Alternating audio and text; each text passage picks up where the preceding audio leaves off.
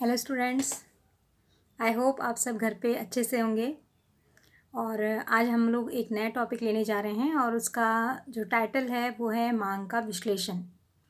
ये टॉपिक भी इस साल के सिलेबस में है, हम लोग उसको पढ़ने वाले हैं। उसमें कुछ 2-3 चीज़ें कम की गई हैं, वो मैंने आप लोगों को ऑलरेडी भेज दी हैं। अभी फ़िलहाल हम लोग जो यूनिट टेस्ट लेने वाले हैं उस हिसाब से ये विषय या ये टॉपिक बहुत इम्पॉर्टेंट है। उम्मीद है तुम लोग सभी इसको बहुत ध्यान से पढ़ोगे।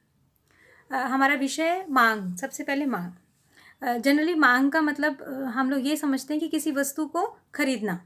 जब हम किसी वस्तु को मार्केट में खरीदने जाते हैं तो उसका अर्थ होता है मांग। ऐसा हमारा एक कंसेप्ट है। जबकि अर्थशास्त्री भाषा में अर्थ वही होता है, लेकिन थोड़ा सा उसका जो बोलने का तरीका है या फिर जिसे हम कहते हैं मांग का जो स्वरूप है उसको समझते समय अलग ढंग से समझना होता है।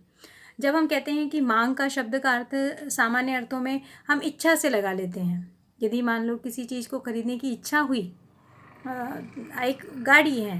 अभी हम ये सब बच्चों को, आप लोगों को जो मोटरसाइकिल है उसका बड़ा क्रेज़ होता है। लड़कियों को स्कूटी का होता है और लड़कों को बाइक का बहुत क्रेज़ होता है। तो आप सभी ने कोई बहुत ही फेमस कंपनी की कोई बहुत अच्छी मोटर बाइक देखी और मोटर बाइक देखने के बाद में आपको लगता है कि मुझे ये मोटर बाइक खरीदनी है। आपके मन में वो इच्छा जागृत हुई।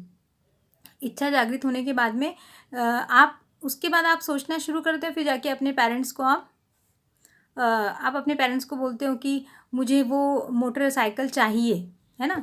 तो इच्छा करना मांग नहीं होता है, ठीक है। यदि आपने किसी चीज़ की इच्छा की तो वो मांग नहीं है। तो मांग का अर्थ क्या है? किसी वस्तु को खरीदने की इच्छा होना, खरीदने के लिए तत्पर होना। यानी आप एक स्टेप लेते हो, आप शोरूम तक जाते हैं और फिर तत्पर होने के बाद में आपके पास पैसे भी हैं, यानी आपके पास उस वस्तु को खरीदने के लिए पैसे भी होने चाहिए। जब ये तीनों बातें आती हैं तब हम उसे क्या कहते हैं? वस्तु की मांग कहते हैं।